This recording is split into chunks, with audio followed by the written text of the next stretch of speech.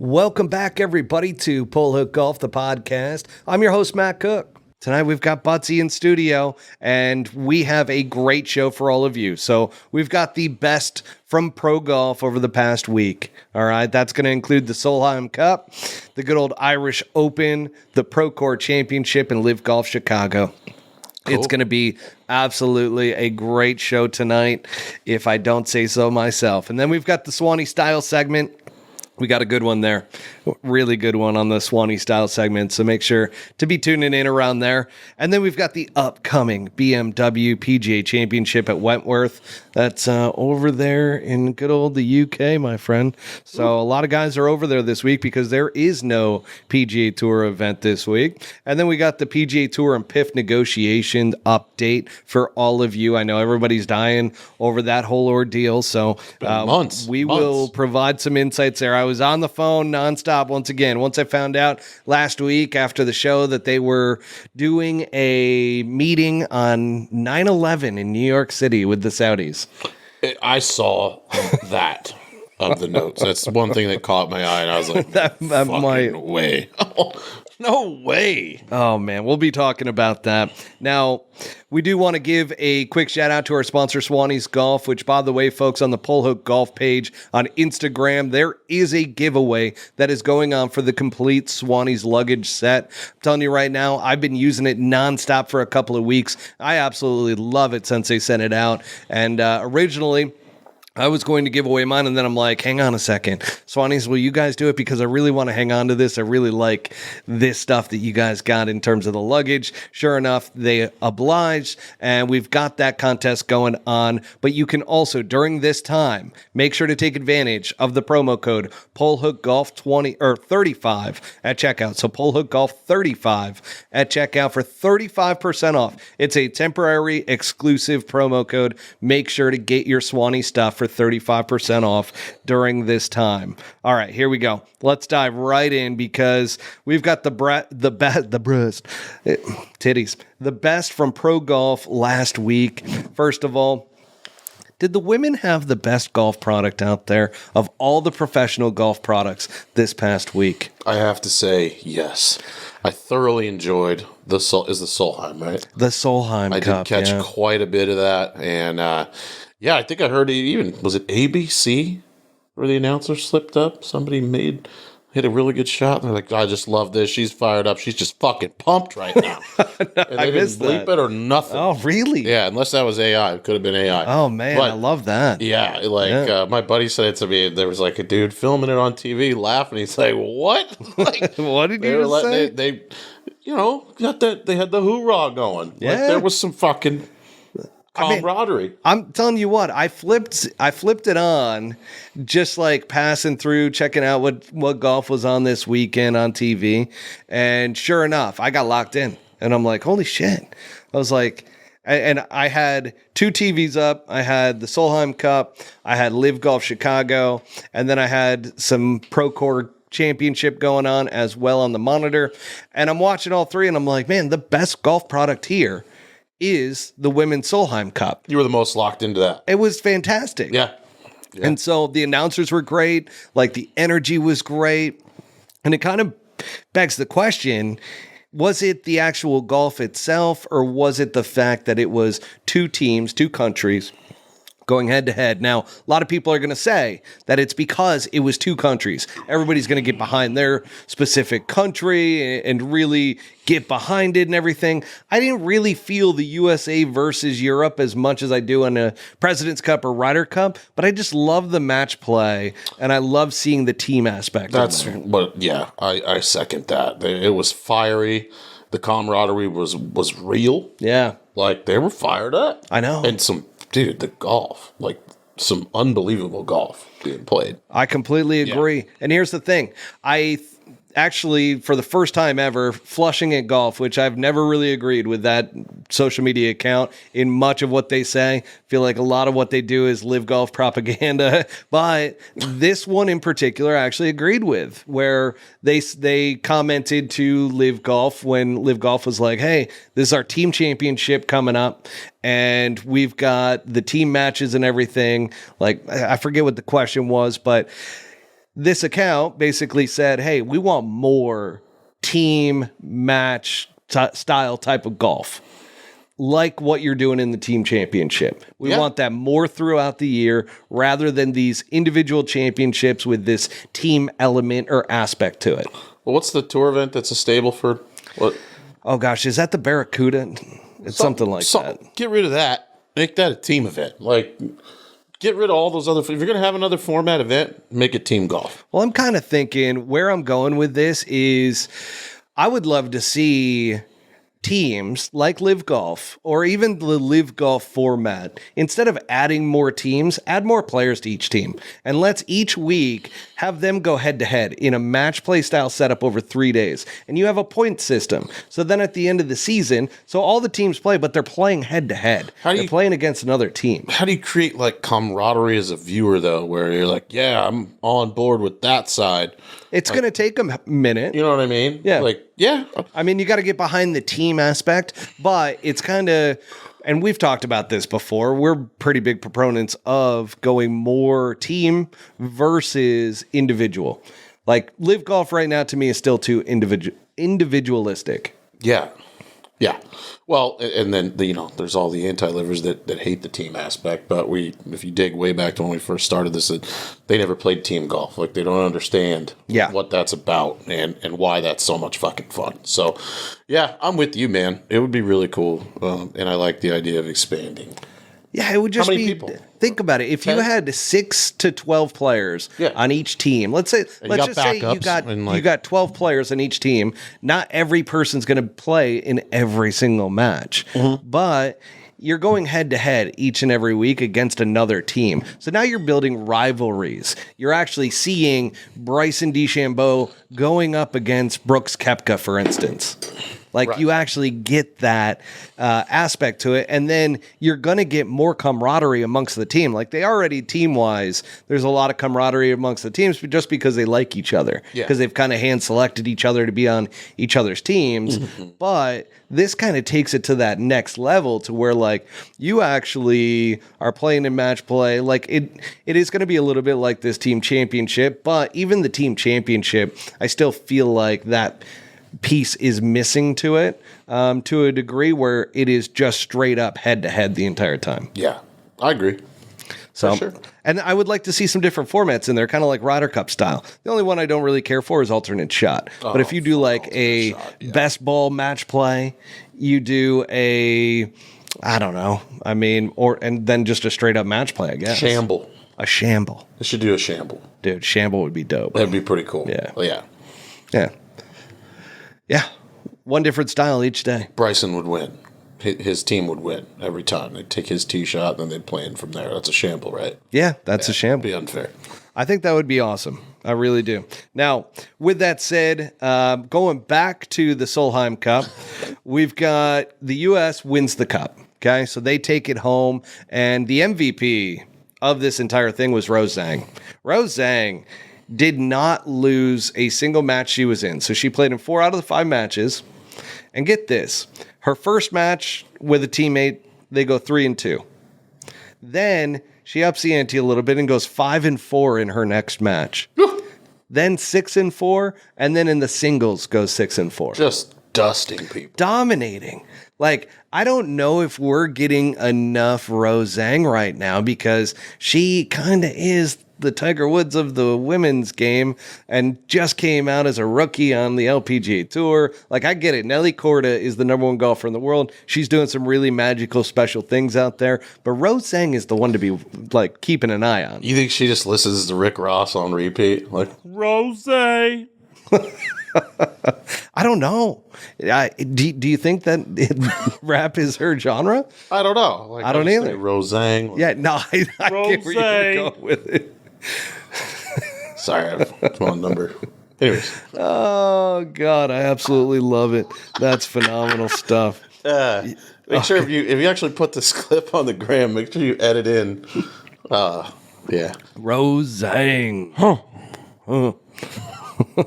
Uh-oh. Did you blow the speaker already? No way. I barely talked. Jesus. That was a light. Can't take you anywhere. Rose. Every time she makes a birdie. Oh, man. Comes on. Be so good. All right. All right, let's keep it moving. Now, LIV Golf Chicago. All right. This is kind of my rankings for the week. All right. So the Solheim Cup, best pro golf product that was out there this past week. LIV Golf Chicago came in second for me. Now, LIV Golf Chicago, with Jon Rahm winning, did he end up living up to the expectations we all expected when he signed with LIV? That's a tough one. I don't think so. No? No, I think he won, but like he won like a B-League game. That is fantastic. A lot of people are going to be upset with that comment. I love that. As much as I love the LIV Tour, you do. You could have taken like 4 or 5 other guys off the PGA Tour, tossed them on LIV, and then be like, "Yeah, I'm the champion. I beat all these fucking sort of." Now, John, to John's defense, he did end up finishing the season with so his last 3 events were a win, second place, and a win. So, in my opinion, he got his shit together and he started playing good golf at the end of the year. He played great golf, but not at the beginning. No, and that's but even that's my point. He's still player of the year. On the LIV Tour, and he had his fucking C game for half the season. Really? So, there you go. There you have it. I'm caddying the Pro-Am here in Dallas. Now, with LIV Golf Chicago, so Jon Rahm wins the individual title. He also wins the Chicago event. And he actually won it over Joaquin Niemann. So Joaquin Niemann finishes second in Chicago, and he also finished second for the season standings.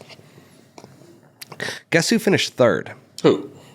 Sergio Garcia. Is that a surprise? No. He has that opportunity over here to finish that high.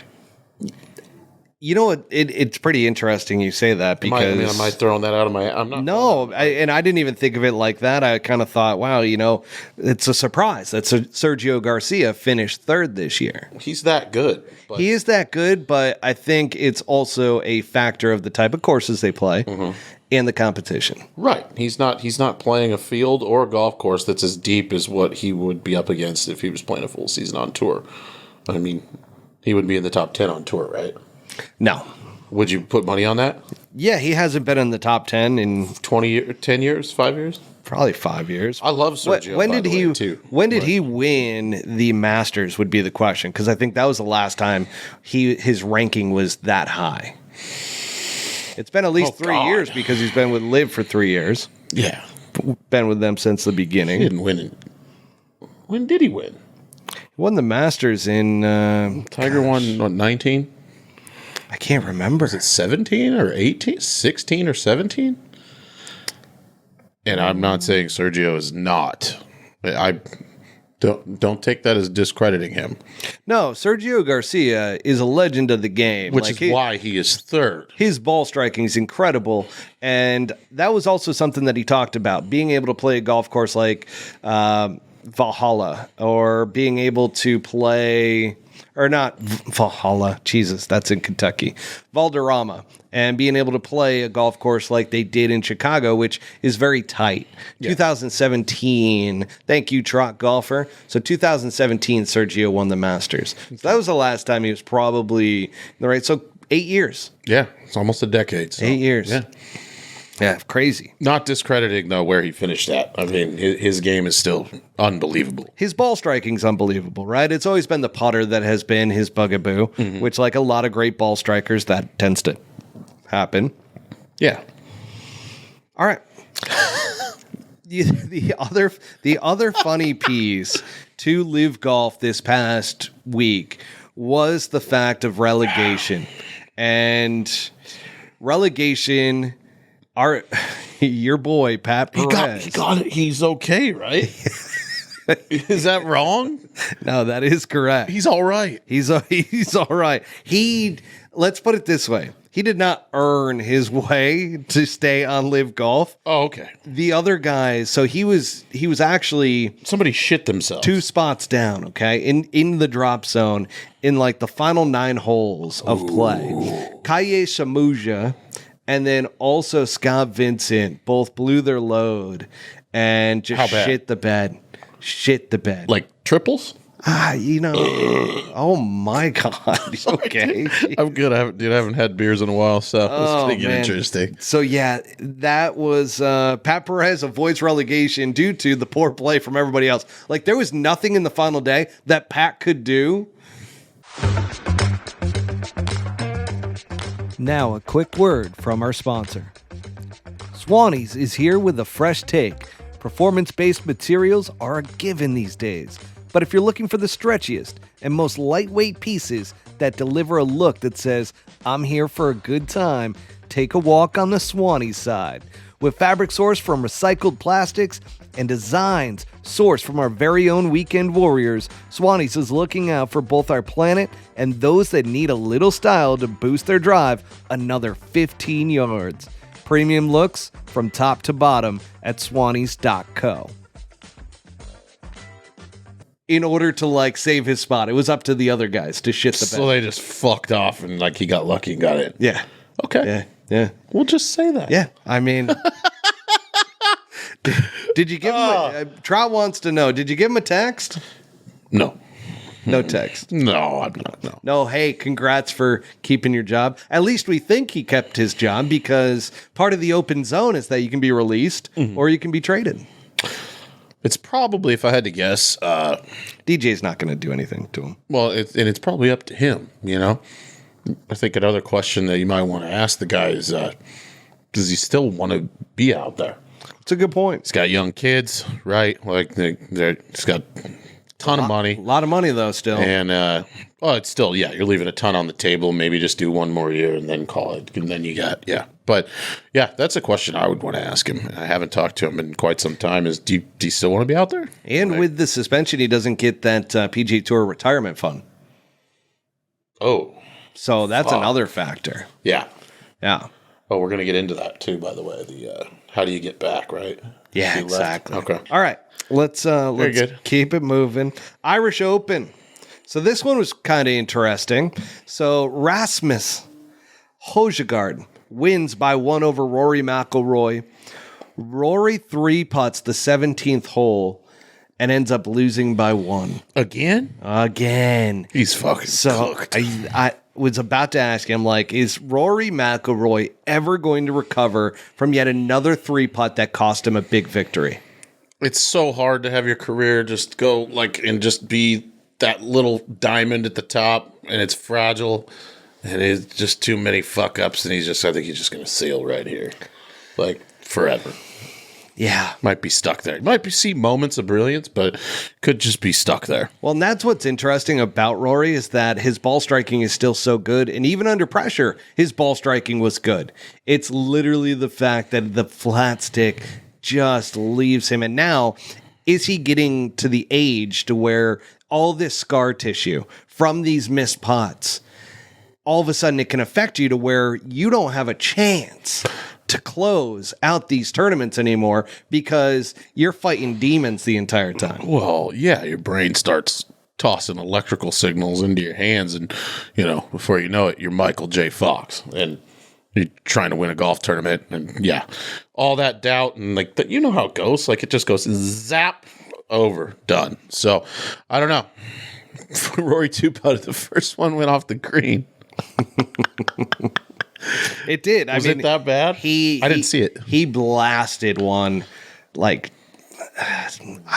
would probably say 10 feet past. Okay. I mean, he just hammered it. It was one of those to where when you have a longish putt, 30 feet, and all of a sudden you're under pressure. Yeah. You just blow it by. Yeah. Because all of a sudden you're like, oh shit, a bomb just went off in my hand. And now that happened to Rory. And now you're staring at that next one. Yeah. And Rory clearly missed the next one. I put money on the fact this is not going away anytime soon. This is going to be a thing for him. What do you think? I think there is a time when you get to the point to where you just have too much scar tissue and you start becoming like Bernard Langer, to where you got the yips and you need to cheat and anchor your putter in order to actually win golf tournaments again. So maybe Rory has to go to a long putter and indirectly anchor it with his forearm. Maybe he needs to go talk to Bernard Langer. Yeah, he could give Longhard a call. See how he's banging, Yeah. I like what Longhard, you did there. what are you doing? I don't know, man. I'm cheating. I just tuck my arm in and nobody says shit to me because I'm on the senior tour and nobody gives a fuck. Yeah. Yeah. It's all valid. All valid. So yeah, Rory loses. I mean, the bigger story is really Rasmus Højgaard is an up and coming stud, and him and his twin brother, which it was kind of a funny story this morning. I saw Billy Horschel was telling it out on the range that I forget who the hell that came up to him and was like, "Hey, is that Rasmus over there?" And Billy Horschel was like, "Yeah, Rasmus is the one with the longer hair." So apparently they both like grew out their hair recently. Okay. So they look identical again because they're identical twins. And sure enough. Oh, they are? Yeah. Oh, So sure enough, whoever it was, I can't remember who it was that Billy Horschel told to go to that. Oh yeah, that's Rasmus. So he goes up, congratulates him, comes back and goes, "You fucking asshole. That was Nikolai." And he goes, how am I supposed to know? So he's telling the story on the range to Rasmus about the fact that, oh yeah, you and your brother look absolutely identical right now, because we could always tell Nikolai because he had the short hair, but now he's got long hair like you. Oh boy. So they're really starting to mess with some people. That's good. Yeah, fun times there. Now, we also got, on the other hand, the Procore Championship. All right. The Procore Championship was out in Napa Valley. This is where all the players were going to French Laundry, enjoying some wine, bringing their wives, having a good time. And what we were talking about last week, with this being kind of the proving grounds for veterans to get their cards back and stuff like that, this is exactly what happened. Patton Kizzire ends up winning. He didn't even have his PGA Tour card. He had conditional status right now. What? And so he ends up winning by 5, which... How can a tour like the PGA Tour in a moment like this make it more interesting from a broadcast, from a media, from a content standpoint? Because my God, I tuned in to PGA Tour Live Thursday, Friday, Saturday, and I just wanted to rip my eyeballs out. I was so They weren't bored. pumping this up? I was so bored. I mean, there's a playbook. There's a little movie called Tin Cup, like something to that effect. Blow it out of the water. Sensationalize the fact that this guy didn't even have his card and he's leading a PGA Tour event by multiple shots. Yeah, There's got to be some backstory to him, right? There's got to be. But there's no like little segments about Napa Valley, having guys go out and try some wine and stuff like that. Those are the little segments that I used to enjoy. CBS does a good job with those like little segments. Yeah. There's none of that. So it's literally just watching golf with announcers that talk like this, and that is a great shot. Who was in charge of this Patton shit? Kizzire, and he is about to go and make himself a par. This is fantastic stuff here at Napa Valley at the Procore Championship. And I don't mean to give the broadcast guys good. I don't mean to give them shit about this, because I know that's a tough gig. You've got a producer in one ear trying to tell you stuff. You're trying to continue your sentence out to everybody else. And there's not enough stories that these guys know in order to keep you entertained throughout. Be fucking better, because there's plenty of people out there that can do it better than that, right? Send in a resume. I mean, fuck. I feel like they got to give us like the Ocho on this. Like, just give us like something so that we can show the audience a little bit, and we'll put together some segments as well around going out to Napa Valley. Maybe it's me and you. Maybe it's the broadcasters go out and have a little night on the town and they record some content and they get some funny moments and stuff like that. We may never get PGA Tour media credentials, and I'm okay with that. And I pretty much come to think, when I first started working with you, I was like, man, this, maybe we can, now it's like, no, probably because of me, we're gonna fucking do that. But when they have the West Coast swing, maybe next year. Yeah. we should plan way in advance to be on site at these events. You know what somebody said? We can network our way in somehow to at least sit down like where the players are at after golf. Yeah. Something. Yeah. Because there was somebody who really wanted us to do a simulcast. I forget who it was. With? One of our audience members. No, me and you, without having the PGA Tour Oh, I saw that. up. Yeah, I saw that. So you don't get in trouble. Exactly. Yeah. Which we could do that. Like, we could have it on a TV, and we're just filming us, and we can do kind of play-by-play, and it would be a kind of a partner cast to where you would have to be watching the PGA Tour on your TV probably, and then have your phone or tablet or whatever, laptop, watching us do the play-by-play. Now, it's going to smoke us on audio too, though, right? We can't have like PGA Tour audio on the stream. We wouldn't. We would probably just mute that, and we would just talk about what we're seeing. Oh. I think that would be quite fun. We got to figure out an event to do that for, like the appropriate event to do it. And yeah, like I said, I think we build out a couple little segments ahead of time and put those in while there's some downtime, maybe commercials are going on. Well, the best part would be like not even the golf. It would be shitting on the actual announcers that would probably be part of it. Yeah, like you can have an earbud in listening to what they're saying, and then we'd be like, okay, this guy's talking about complete fucking trash. Yeah. Okay. I love this idea. I do too. I think it could be something. Trot, of course, he says you start November, the Schwab Cup with Langer. Here, I'll put it back up. God, he just fucking loves this guy. Bothers me so much. Now, here's the thing. So, Austin, Colt wasn't out there. Colt does a pretty good job on the PGA Tour Live, but it's a different version of Colt. It's not the Colt from the podcast. They have toned him down quite a bit. It's not the Colt from real life either. No. Yeah, so those are two different things. But that's my whole point on the PGA Tour and this Procore Championship. One, the branding's off. Let's stop calling it the Fall Series. Right?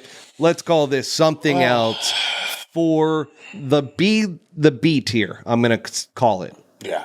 I'm not going to call it the lower tier, but these guys are in the B tier of the PGA Tour. These guys are fighting for something. Mm-hmm. Can we get like steal relegation from LIV Golf? The like, I don't care. Something. However you want to. There has to be a heightened sense of what this means to play well this time of year, because you could very well play your way into a life-changing series of events. Exactly. Yeah. So that's what I would like to see. Some branding being different. I would love to see them creating and curating some more content. I'm excited to see what the strategic sports group's influence on them is going to be. I thought with the Creator Classic, that was a little bit of their influence, but I'm like, where's the influence now? Like, this kind of fell flat in my opinion and just wasn't a great event. I'm with you. So, yeah. By the way, Patton Kizzire ends up winning by 5, having a huge moment in his career to get his PGA Tour card back. How old is he? This was a huge thing. How old's Patton? I mean, I would probably say in his 30s, so, like maybe mid-30s. This is like we're extending the job here. Like we're back. We're making a lot of money. This life I've been like, dude, that's huge. It's huge. And we didn't blow that up. We didn't go show a family story about how things have gotten tough, and we were thinking about hanging them up. And yeah, is that going to come out now? Are they going to do it after the fact? Probably. That's what they always do. Like, but, but they do it on such a small level with their little media team. It's just not great. It's not great. All right. Too bad his last name's not McCock. Oh, good. It's childish. It's childish. Sorry, I've had a couple beers. Or McCockner. Yeah. No, his first name's Patton. That'd be super weird. Come on now. Patton McCockner. Cut. All right. Okay. Swannies Style segment. That got us through. I can't believe we already finished the best from the pro golf last week. Did we? Yeah. Look at that. It was we did talk about the Solheim Cup. We did talk about LIV Golf Chicago. Did talk about Irish Open. We did talk about the Procore Championship. So we're on to the Swannies Style segment, folks. We're already here. It's the lubrication. Man, and we're just flying tonight. WD-40 Live. Yeah. So the Swannies Style segment. Did you get a chance? Please tell me you caught, at least on Instagram, what the LIV Golf Individual Championship ring looked like? Oh, absolutely. Okay. I did. Of course I did. What are your thoughts on that ring? It looks like something Dave Chappelle would wear when he was playing Prince on the Chappelle show. That's the best way I could put it. Like, oh, where my hoes at? Like, where's the cane that comes with it? They beat them bitches. It was pimp. Dogs, not women. Don't get it. Yeah, don't get it twisted. Don't beat dogs either. Sorry. Don't do that. I'm just going to go retract that. Yeah, don't be doing that. Now, yeah, I think your thoughts are pretty well spoken there on that. You liked it? You want one or maybe a replica? I mean, I kind of am picturing a pimp now in like a top hat, cane, the whole like green or yellow suit. Yeah. Yeah. Wow. Like spinning like a zoot suit chain, everything. Like, Man, dude, you know what I might do is like I might go to Michael's this weekend and just get a replica. No, like make my own replica with like this giant jewel on it and like this big sticking off my pinky and just be like, yeah, man, just. Oh gosh. The other side to this is that there was a diamond ball marker inside. How quickly does that thing get lost? Gone. Ah. How pissed would you be? Probably not. Because you'd be like, it's not like it was a Super Bowl ring. Yeah. It's like it's a fucking LIV golf ring. B-League ring. Okay. And then there's a QR code inside. Now, what does the QR code do? No idea yet. No, they said what it is. Doesn't it like pull up the moment or something? It could. I'm making that up, but that's what I But is John Rahm heading to a party, putting up the ring and having somebody QR scan that fucking thing? scan it. Scan it. And then it only fit onto his pinky. So it was a little pinky ring, little pinky ring. What do you Say think that John 5 times Rahm's fast. beard smells like? Not good. Not good. I don't think it smells good either. No. Should smell my beard, though. So the second part to this is, have you ever rocked a big championship ring like that ever in the past? Have I? Have you? No. I've never won a big championship before. Me neither. And I've won a championship, but What'd I've you never got a ring. What'd you win? My high school golf team, my senior That's year, not we a big won the championship. well, I mean, that's about We the only won that, championship. I mean, GCU we didn't win. Don't say you won a big championship. That was Come on. no, nothing at that levels, but we didn't get rings for that. So, you know how they have like the senior rings, like the Jocelyn rings? Oh, yeah. Yeah, we didn't get that. My parents opted out of paying for that. And by the way, Anti-Liv, we have not talked about that yet. We'll be getting to that in a little bit, about the PGA Tour players demanding LIV players to be Indian givers. Well, they're like, yeah, we'll get into that. I have some thoughts on that. Yeah. Yeah. It is a badass ring. It is. Yeah. Yeah. Did you ever eat those when you were a kid? The ring pop? Yeah. Oh, absolutely. I love ring pops. Yeah. I keep one of those in my pocket every day. See, Kyle knows what I'm talking about with the Jocelyn rings. He's got a high school ring. Is it Jocelyn? Is that your high school ring you got? I never got one. God, I went to my parents. I was like, yeah, you can get all this shit for graduating. There's like this and this. You know what? You're right. And if you give me like $120, they'll give me this fucking ring that says you got a 2.5 or better. But it's only, well, I was like, no, you're right. Keep that. More groceries. Yeah, I love items, and I never even asked my parents for one of those rings. So that tells you a little something. My stance on those rings is I would never wear it. Even if I was like, I was an NBA champion. I would wear a fucking NBA champion. Or NFL. Oh, I would wear that. I would get that. I would have the ring cut down the middle and pierced into my nose like a bullet. Okay, I'm full of shit. You're right. I would. What are you talking about? Yeah, I would. Absolutely. I would. You're right. Yeah. It's a big championship. It's a major award. So the next part to this, which I actually commented when Torque, which is Joaquin Neiman's team, was like showing it off before the tournament because Joaquin had a chance to win it. Oh, yeah. And they're like, what would you do with this? And I'm like, it'd either go to the auction or it'd be at a pawn shop. It'd be on fucking eBay tonight. What do you think it's worth? And then I commented on Liv too. So Liv's probably not thrilled that I was joking around, first of all, okay? But what are the odds that we see this thing 10, 15, 20 years down the road at an auction or in a pawn shop?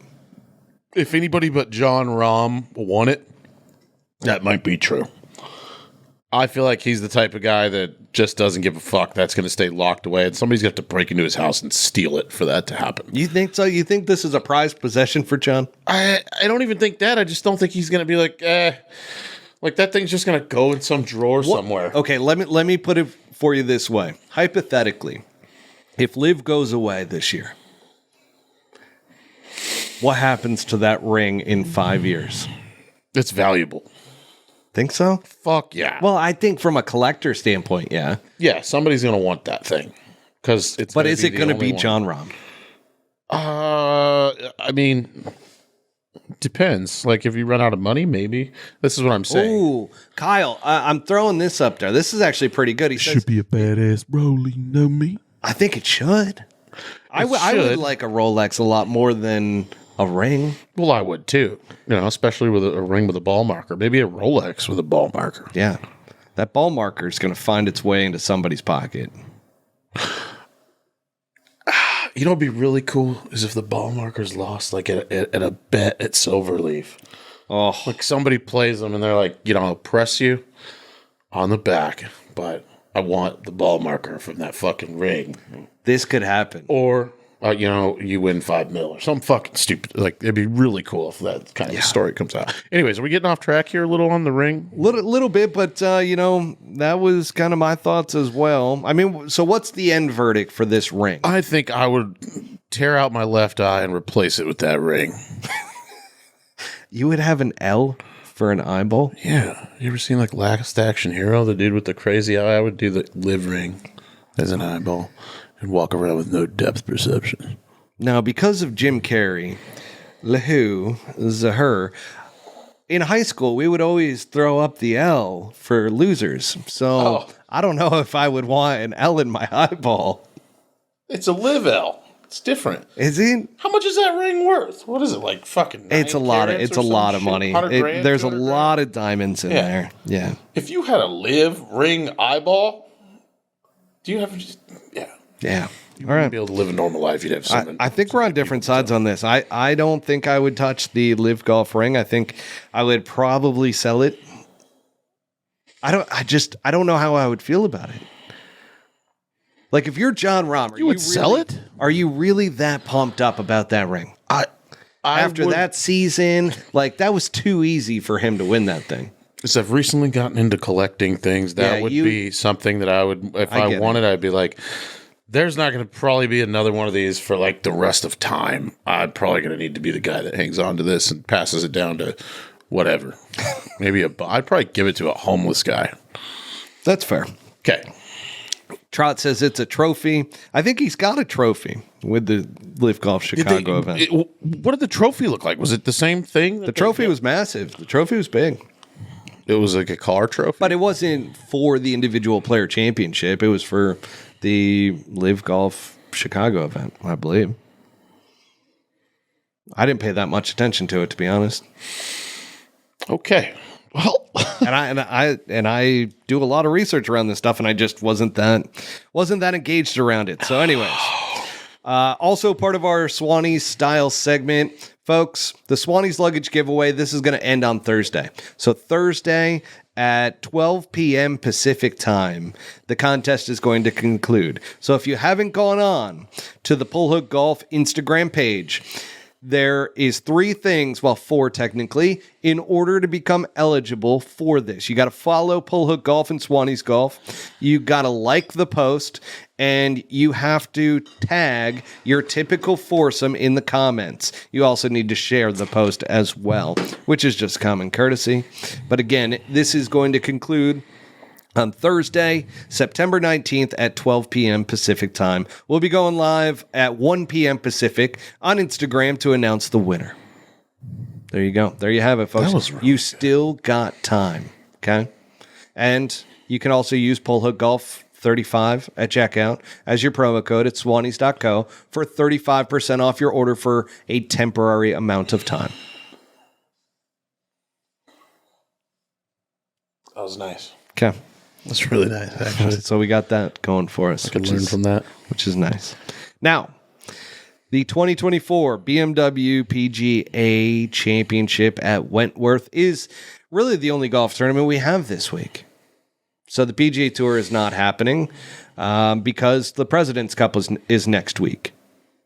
However, we do have the BMW PGA Championship, and a lot of guys are playing in it. Okay? It's a big event. Big event. It's happening over in England. It's a par 72, 7,267 yards. Just a great golf track. A lot of people have heard of Wentworth Club. Yeah. Wentworth Golf Club. I believe it just goes by Wentworth Club because it is that known over there. But there's like a castle. Is it private? It's actually right behind us. The golf course, that is. Oh, this is it. Yeah. That's on brand. Yeah. But there's like a castle for the clubhouse. It's Really? Pretty sick. You I been should have put that behind me. No, I was looking at it when I was going through images to use as our backdrop See, tonight. how do we get to the point where we're there? We need to be there. We need to be there. I know. That's what I'm saying. But there's some notable players this week. Rory McIlroy's back again, and he's the favorite this week at plus 550.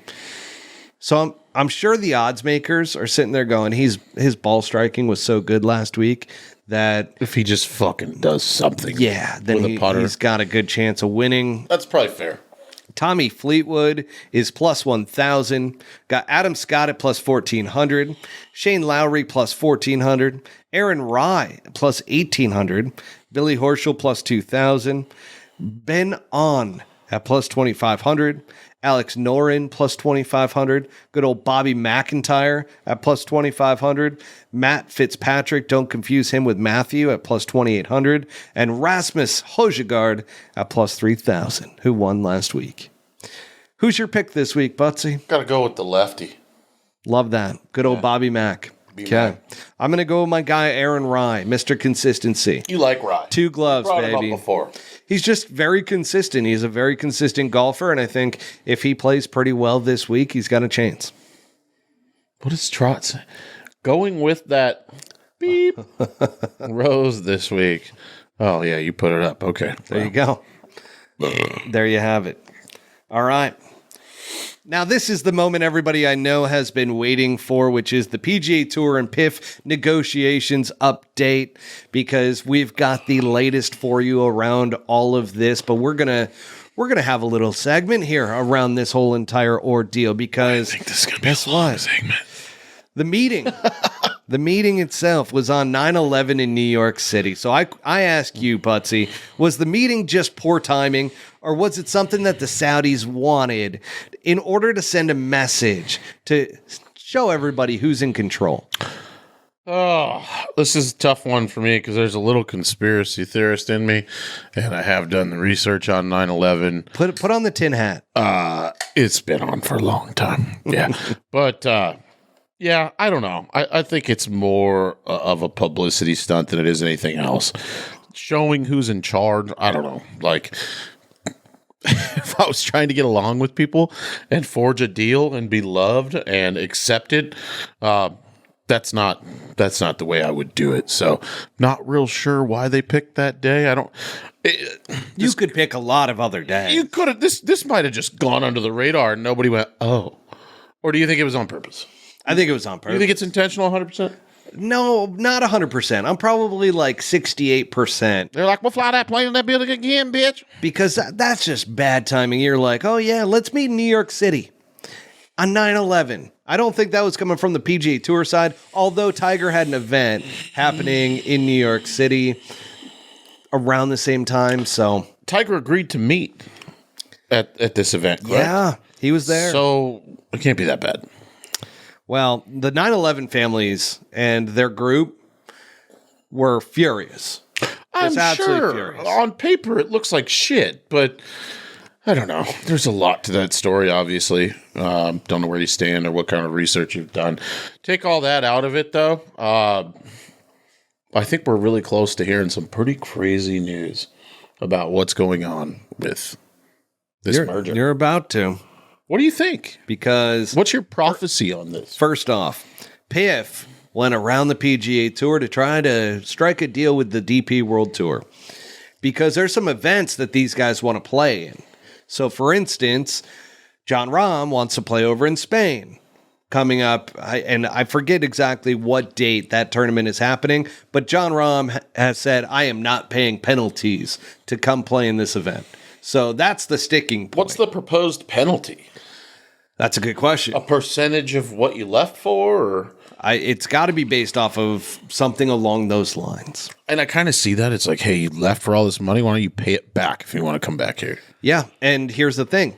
The PIF has done this and paid for other guys' fines, like a Laurie Cantor and a I don't know if John Catlin was one of them, but Laurie Cantor was one, and there was one other person that I can't think of their name. It might have been Dean Burmester might have been one of them as well, who ended up getting fines paid for, but a couple guys have had their fines paid for.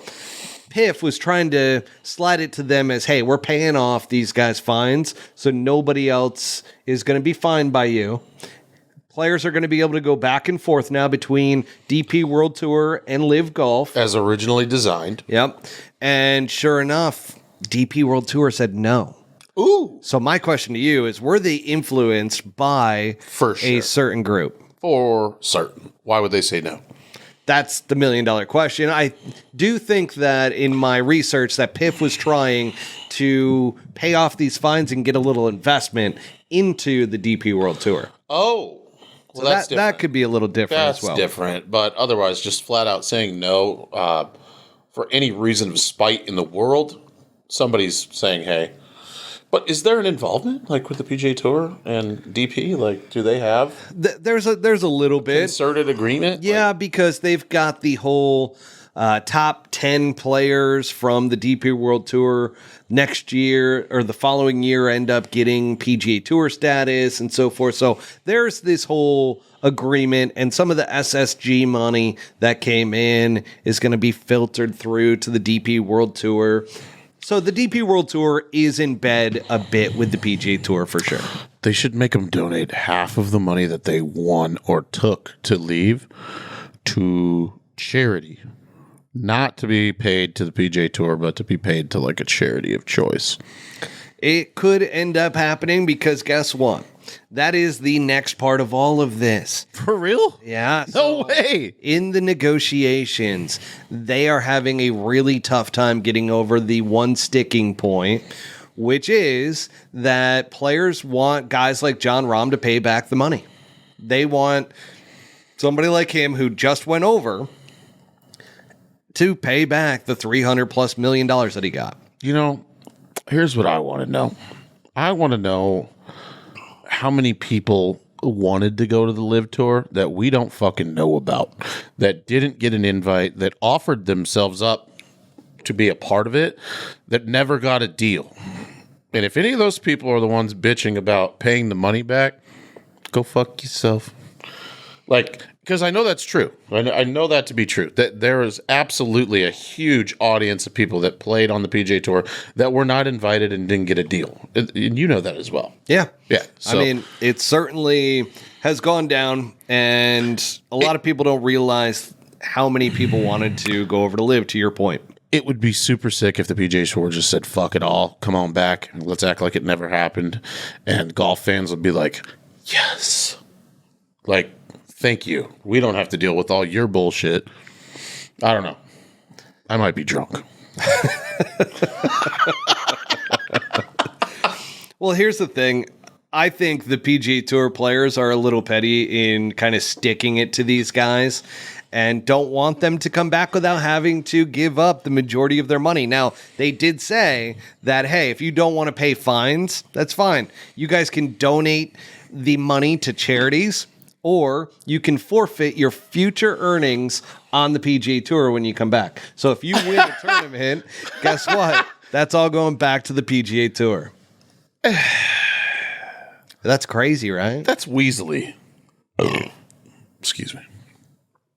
I don't know. So wait, back that up. Say that one more time so that my slow ass brain can understand that. Yeah. So, and by the way, you could donate this is according to Bloomberg and what they reported. So, PGA Tours want players like Jon Rahm to pay back the money they were contracted by LIV, whether it be in fines, donations to charity, or forfeiting future earnings. So they're not saying pay us the money you won or the money that you took. They're giving them basically options. They're saying, hey, you can either pay it back in fines, you can donate it to charities of our choice, or you can forfeit your future earnings when you come back and potentially win.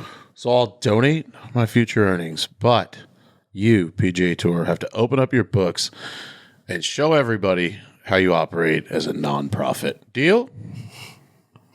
Well, here's the other side to this. They probably The LIV players are stating they are unwilling to pay any fines or concede any money that they earn by joining LIV, obviously. Wait. One more time.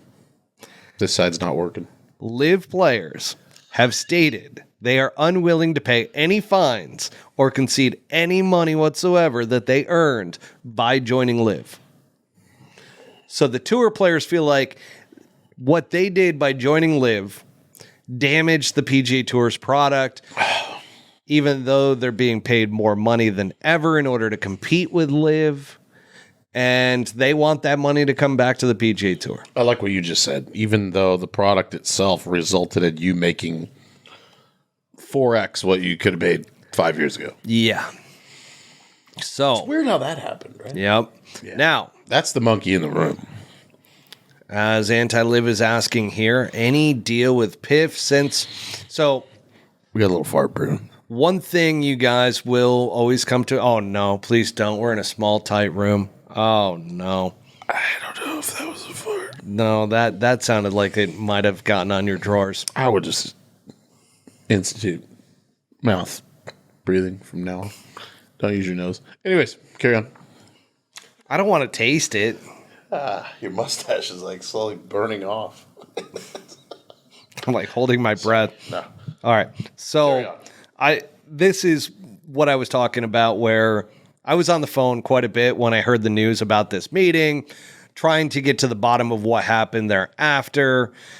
Because obviously you guys know from listening to this podcast that there is a lot of U.S. government involvement here that is potentially stalling everything out. I happen to believe, in some of the conversations that I've had, that this is all a smokescreen. This is a buy us more time. And What do you mean by that? because remember a few months back, they had struck a deal, right? That all the reports, and I had confirmed it, The deal was that it was just about ready to be signed. Remember when all the tour players were all giddy? What was that? The PGA Championship? but the PGA Tour didn't like that deal for a number of reasons. No. But that was the thing. Like, they were pretty much ready to sign. LIV might not have loved... Well, the whole story was that the deal was done, and basically they just needed to put pen to paper, and it would be a done deal. And that an announcement would be shortly coming, blah, blah, blah, right? Then all of a sudden, it backtracked hard to where then we went through where Monahan was like, we cannot negotiate in public, so on and so forth. And everything went super quiet. Even my sources were just like, hey, man, we're not hearing anything at all right now. Why? That's the $1 million question, right? This is what I just said. Wasn't the why? Hey, we're gonna investigate your books. Well, Like, the we're gonna U.S. start government looking for at how- sure. And- That's the part. Yeah. Wasn't that like that happened right at the time they were like, we got this shit figured out? That's what I'm saying. Like, isn't that like the wrench? Yeah. That happened. That is the monkey wrench that happened. Now Is that they confirmed? They met again, right? So they met again, and this is the outcome now from their last meeting. That once again, I feel like they have to come out and say something. Everybody knows that they met. They have to say something. I like that comment though. Which one? Why are our slaves in government even involved in this? Because there's a lot of fucking money involved. There is so much money involved. There is, Anytime there's a lot of money involved, they're involved. yeah. I've learned that as an adult. Anytime there's a lot of money, some asshole is just magically They appear. shows up with his little fairy asshole wings. There. Yeah. Yep. So that's about as much as I can tell you, is that from talking to all of my sources and everything, this is kind of a smokescreen that they were supposed to have already figured out the fines that guys were going to pay and everything. And for the LIV players to all of a sudden state that they are not willing to pay any fines whatsoever, that is brand new. Okay. And Rahm has been saying this about the DP World Tour. So I get where that like rhetoric, they're like, oh, let's run with that. Let me ask you, Matt, if you took $300 million to go play LIV for the last fucking, what has it been, 3 years now? 2 or 3? 3. 3. Okay. And we're finally at a juncture where everybody gets to play in the sandbox again. But you need to get back 100 mil.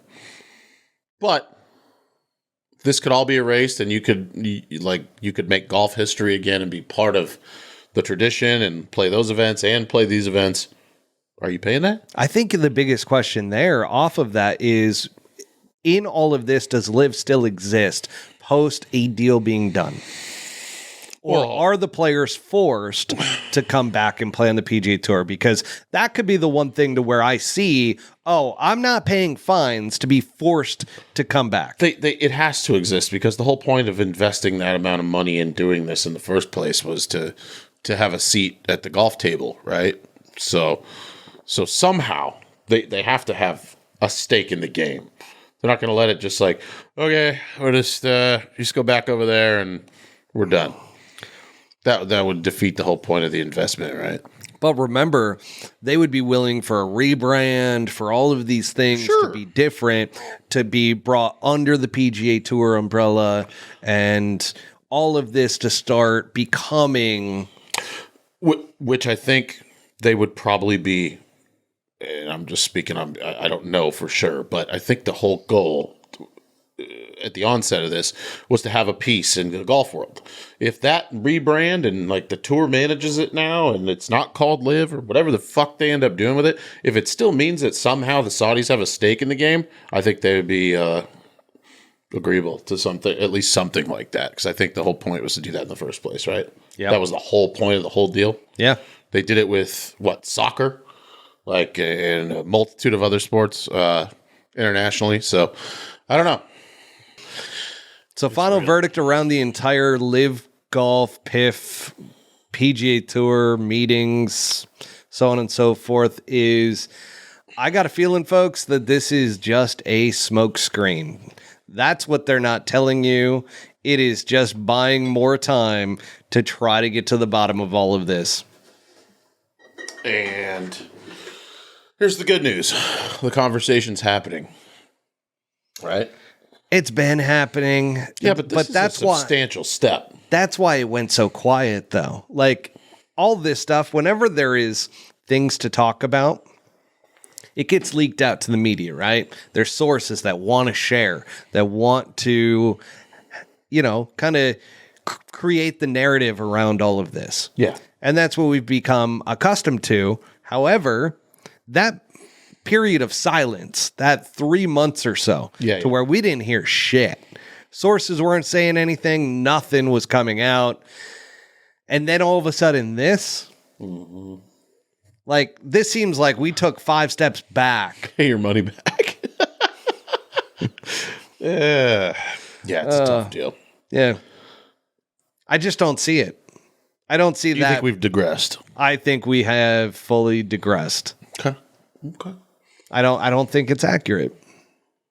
Well, if you put a time frame on it, what do you think? Are we actually going to figure this out before the end of the year? No, I don't think this deal happens. You just think it's like, all right, you got LIV and it's too sketchy. It's too sketchy. What's causing the delay, in my opinion, from the information that I have, I will say that I think they do not want the government oversight to come in on this deal. No. PGA Tour doesn't want to open up their books. PIF does not want U.S. involvement whatsoever. They're trying to get around it all with this structure of a for-profit business, all this and that. However, what everybody is saying is that they're never going to get this through. So they just keep passing time, because they don't want it to be super sketchy. Now they're building a little bit of a narrative around the fact that, oh, there is this huge sticking point, and we may never overcome this because both sides are going to be so stubborn around the fact that the LIV golfers refuse to pay a fine and the PGA Tour is not willing to budge. They want them to pay a fine to come back. To me, this is a non-starter. Like, everybody knew from the beginning. I'm with you on that. This is like beer number 10. I think it's 11. I think I only see one left in there. Well, I figured out that you can't see from here down, so I just been peeing my pants on your carpet. I wondered what that smell was. I was like, man, it smells like cat piss in here. We don't have any cats. That's good shit. All right, we got to wind down. Okay, so Kyle says that you should chug one, and I am in full agreement with that. I can't do it. Physically, cannot do that right now. There's some food that's still right here, and if I do that... You know, this is the first time I've ever witnessed somebody that has just filled themselves with water, and you can actually look at them and tell that they are just stacked. Like there's no pressing in at all. Like you can't suck it in. Swollen. There's no pressing. It's like if I was to press on them, press. Water would just jiggle around in there, and it's just beer. Yeah, I'll just shit a water rocket on your floor. Don't do that. Yeah, don't touch me. There was a kid at Lifetime the other day that shot a chocolate bar out, had a wonky eye, shut the pool down. I was lucky enough to be in the sauna and see that occur. That is not true.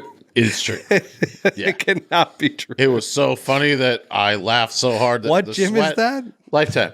The sweat came off of my face from 5 feet away, landed on the heating unit, and it was like... See, this is the difference between me and you. You go to Lifetime Fitness, I go to Planet Fitness. I seen this go down. And they're like, Fort Brown. And I'm not going to elaborate on the mental ability of the child that did this. But just know. It happened. It was a very special How old was the child, would you say? So he took an aqua dump. 30? 30. I thought you were going to say he was 8.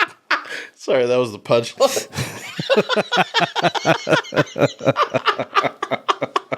He was 30.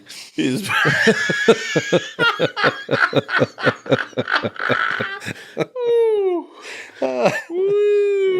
He was. God, kind of a Bill Murray type of guy, from Caddyshack. What are we talking about? Baby steps like Bob. This guy was, he had an accident, and I won't elaborate on his availability mentally. Oh, wow. Yeah. There you have it, folks. He was 30. How old was this child? 30. Okay. He was 30. This child's about 30 years old.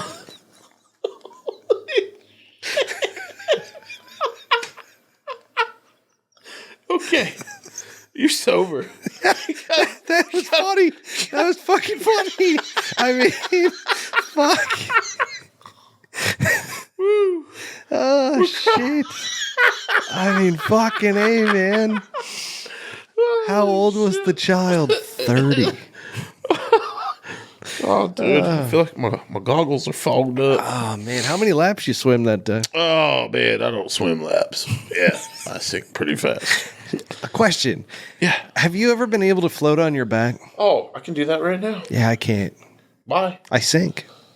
You can't, I got dense bones, get apparently. the air into your stomach to kind of... I know. People tell me all the time. Yeah. I sink. I literally sink. I'll sink right to the bottom of the lake. It's unbelievable. Okay. Yeah. dense bone problems.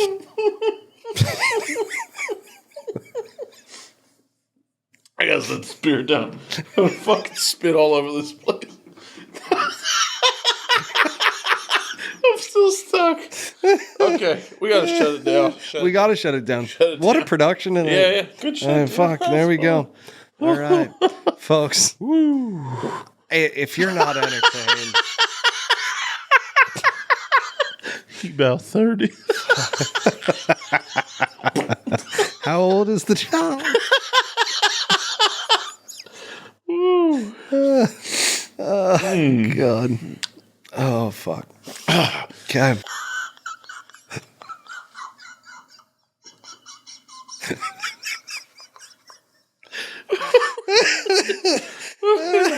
Stop, man. Just shut it down. We gotta just shut it down. I gotta get through the wrap up here. Fuck. I gotta thank the sponsors. Like, fucking hell. Oh, God. Fucking drooling. Dude. Okay, I gotta put these back on. Fucking, we talked about LIV Golf Championship rings. We talked about children in the pool at Lifetime Fitness taking doogies. Oh, man. Aquadumps. Aquadumps. Oh, man. All right, so yeah, that's gonna pretty much wrap it up here, folks. So yeah, we went over a lot tonight, and this is kind of an off week in golf too, which is fantastic stuff. We want to thank our sponsor, Swannies Golf. Want to thank that 30-year-old kid for pooping in the pool at Lifetime Fitness. And we just want to make sure to remind you guys that use Polo Golf 35 at checkout for 35% off your entire order at swannies.co. And by the way, that is for a limited time. So this could end tomorrow. So just make sure to go utilize that promo code, get 35% off at swannies.co. They got some great stuff out there. And until next week, you ready for next week's show? I am. I have no idea what we're going to talk about. But actually, we got the President's Cup that we're going to be talking about. Rose sang. No, she's not playing in that. She already played in the Solheim Cup. So, yeah, we got that to look forward to. And until next time, folks, peace out, everybody. Stay safe, and don't be a 30-year-old child pooping in the pool. God damn.